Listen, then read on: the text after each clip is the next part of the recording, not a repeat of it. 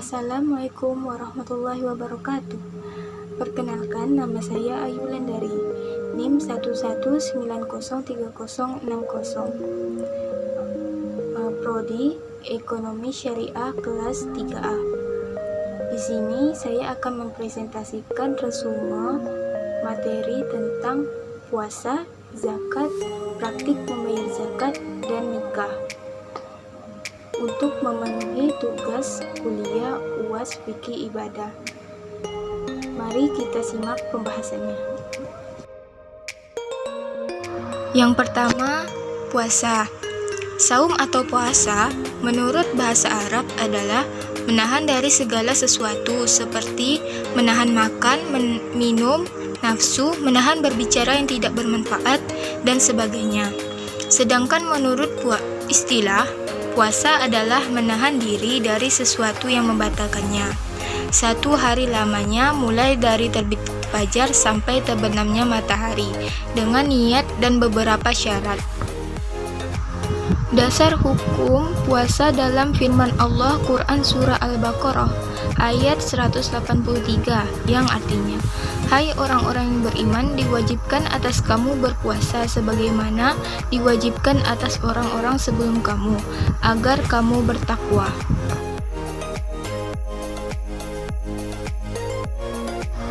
Rukun puasa. Pertama, niat. 2. Menahan diri dari segala hal yang membatalkan puasa. Syarat puasa. Para ulama ahli fikih membedakan syarat-syarat puasa, yaitu syarat wajib puasa dan syarat sah puasa.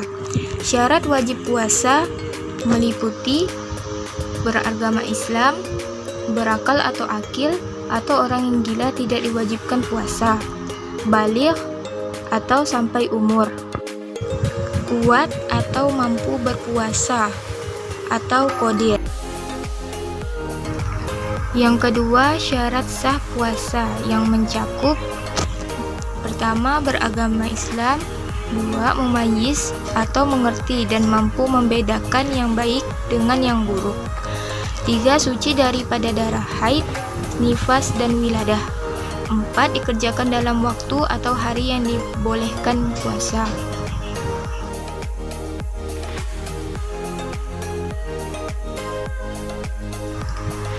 Macam-macam puasa. Dilihat dari waktu pelaksanaannya, puasa dibagi menjadi 2, yaitu puasa yang dilaksanakan pada bulan Ramadan, puasa yang dilaksanakan di luar bulan Ramadan seperti puasa qada dan puasa 6 hari pada bulan Syawal. Sedangkan dilihat dari segi pelaksanaannya, hukum puasa dibedakan atas puasa wajib, yaitu puasa bulan Ramadan, puasa kifarat, puasa nazar, dan puasa qada. 2. Puasa sunnah. Pada 6 hari bulan Syawal, puasa hari Senin dan Kamis, puasa Arafah, 9 Zulhijjah. Kecuali bagi orang-orang yang sedang mengerjakan ibadah haji, tidak disunahkan. Puasa hari Asyura 10 Muharram, puasa bulan Sya'ban, puasa tengah bulan yaitu tanggal 13, 14, dan 15 bulan Qamariyah, atau disebut dengan puasa Ayyamul Bid. 3.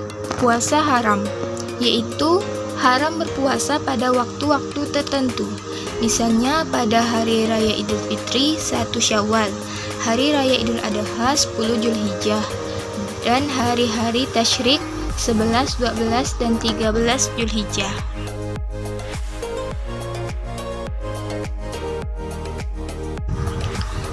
Yang kedua, zakat. Zakat menurut bahasa artinya bersih, tambah, dan terpuji. Sedangkan menurut istilah, zakat adalah kadar harta tertentu yang diberikan kepada para mustahik atau yang berhak menerimanya dengan beberapa syarat. Zakat dibagi menjadi 2, yaitu zakat fitrah dan zakat mal. 1. 1. Zakat fitrah merupakan zakat yang dikeluarkan umat Islam pada sebagian bulan Ramadan dan sebagian bulan Syawal untuk mensucikan jiwa. Yang dikeluarkan dalam zakat fitrah adalah makanan pokok yang mengenyangkan menurut tiap-tiap tempat negeri sebanyak 3,1 liter atau 2,5 kg. Atau bisa diganti dengan uang senilai 3,1 liter atau 2,5 kg makanan pokok yang harus dibayarkan.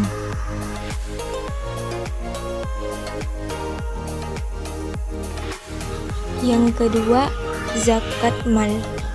Dalam bahasa Arab, mal berarti harta. Jadi, zakat mal adalah zakat kekayaan yang harus dikeluarkan dalam jangka 1 tahun sekali, yang sudah memenuhi nisab mencakup hasil perniagaan, pertanian, pertambangan, hasil laut, hasil ternak, hasil temuan, emas dan perak, serta hasil kerja atau profesi. Masing-masing tipe memiliki perhitungannya sendiri-sendiri. Jumlah zakat yang harus dikeluarkan adalah 2,5%. Selanjutnya, orang-orang yang berhak menerima zakat. Dalam Quran Surah At-Taubah ayat 60, yang artinya, sesungguhnya zakat itu hanyalah untuk orang-orang fakir, orang miskin, amil zakat yang dilunakkan hatinya atau mu'allaf, untuk memerdekakan hamba sahaya, untuk membebaskan orang berhutang, untuk di jalan Allah, dan untuk orang yang sedang dalam perjalanan, sebagai kewajiban dari Allah. Allah Maha Mengetahui, Maha Bijaksana. Quran Surah At-Taubah surah ke-9 ayat 60.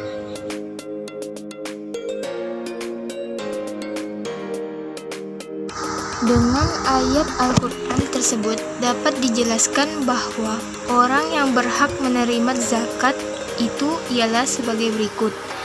1. Fakir, yaitu orang yang tidak mempunyai harta atau usaha yang dapat menjamin 50% kebutuhan hidupnya untuk sehari-hari. 2. Miskin, yaitu orang yang mempunyai harta dan usaha yang dapat menghasilkan lebih dari 50% untuk kebutuhan hidupnya, tetapi tidak mencukupi. 3. Amil, yaitu panitia zakat yang dapat dipercayakan untuk mengumpulkan dan membagi-bagikan kepada yang berhak menerimanya sesuai dengan hukum Islam. 4. Mu'allaf, yaitu orang yang baru masuk Islam dan belum kuat imannya dan jiwanya, perlu dibina agar bertambah kuat imannya supaya dapat meneruskan imannya. Yang kelima, hamba sahaya, yaitu yang mempunyai perjanjian akan dimerdekakan oleh tuannya dengan jalan menebus dirinya. 6. Gharim, yaitu orang yang berhutang untuk sesuatu kepentingan yang bukan maksiat dan ia tidak sanggup untuk melunasinya.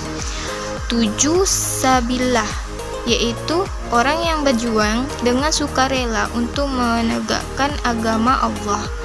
8. Ibnu Sabil atau musafir, yaitu orang yang kekurangan pembekalan dalam perjalanan dengan maksud baik seperti menuntut ilmu, menyiarkan agama, dan sebagainya.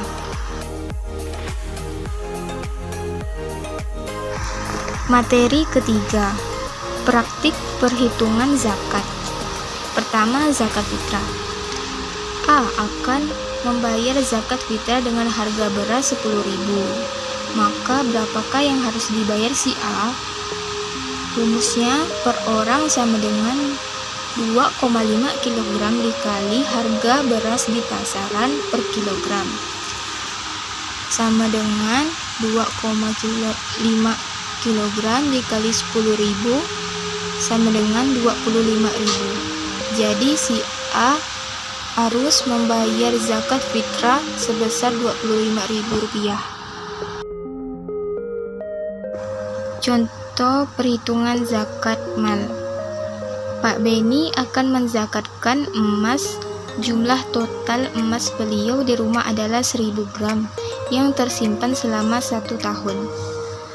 Rumusnya, zakat emas sama dengan 2,5% dikali 1000 gram sama dengan 2,5 dibagi 100 dikali 1000 sama dengan 25 gram. Maka Pak Beni wajib menzakatkan emas 25 gram. Contoh lain dari perhitungan zakat fitrah.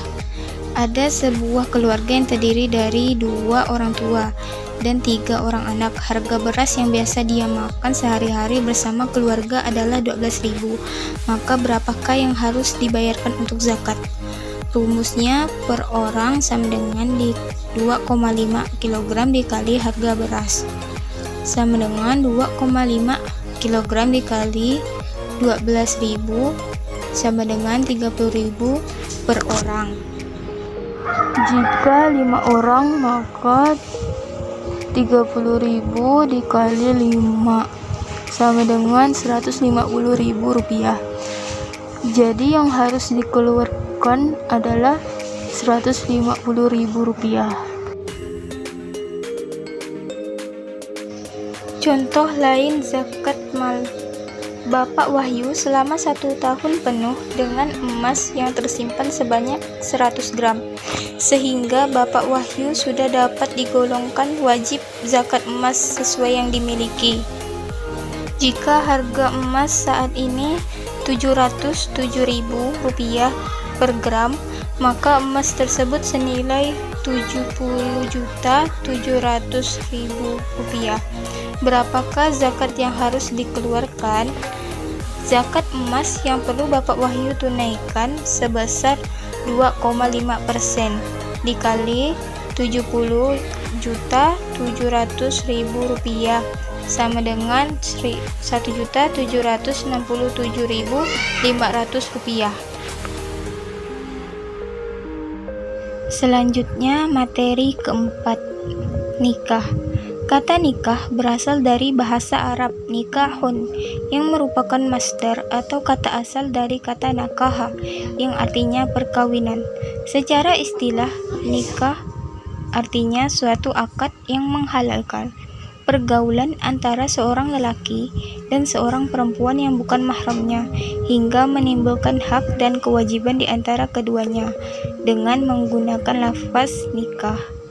Dasar hukum pernikahan dalam firman Allah Quran Surah An-Nur ayat 32 yang artinya, dan nikahkanlah orang-orang yang masih membujang di antara kalian dan juga orang-orang yang layak menikah dari hamba-hamba sahayamu yang laki-laki dan perempuan. Jika mereka miskin, Allah akan memberi kemampuan kepada mereka dengan karunia-Nya, dan Allah Maha Luas pemberiannya dan Maha mengetahui. Rukun dan syarat sah pernikahan. Rukun pernikahan. 1. Adanya calon suami dan istri yang akan melakukan pernikahan. 2.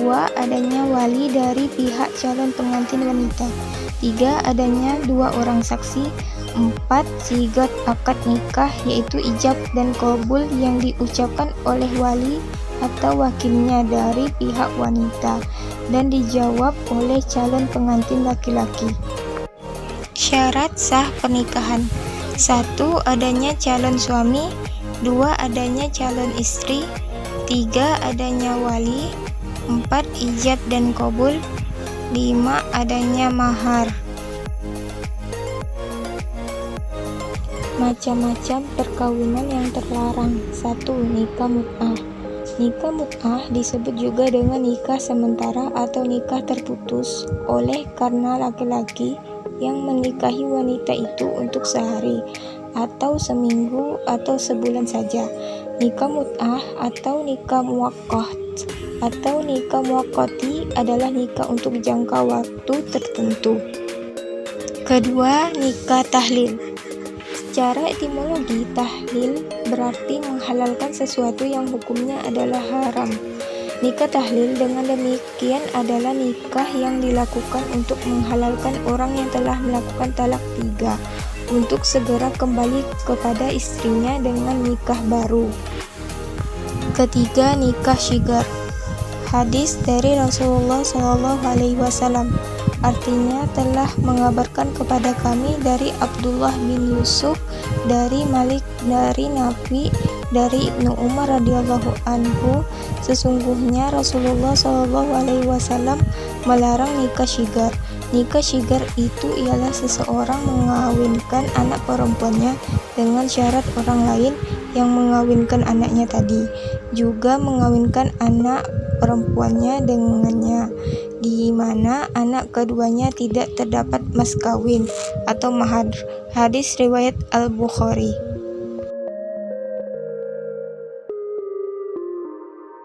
Sekian penjelasan dari saya. Mohon maaf bila ada kekurangan. Assalamualaikum warahmatullahi wabarakatuh.